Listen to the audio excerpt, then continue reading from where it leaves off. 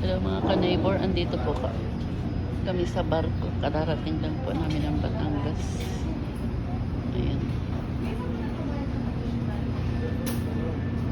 Kukunti po ang pasahero dito sa barko na sinakyan namin.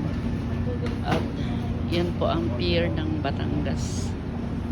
Ayan po. Ayan. At ang karagatan po natin ay napakapatag. Napakaganda ng karagatan. Parang nung kami po ay umalis, Calapan to Batangas, nung nakaraang ibang araw kami umalis nun. Araw po ng Miyerkules.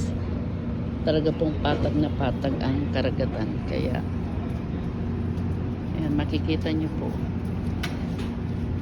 Ayan.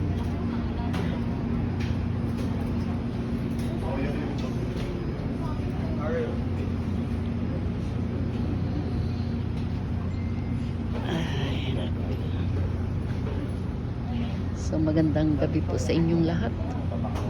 Anong oras na ba ito?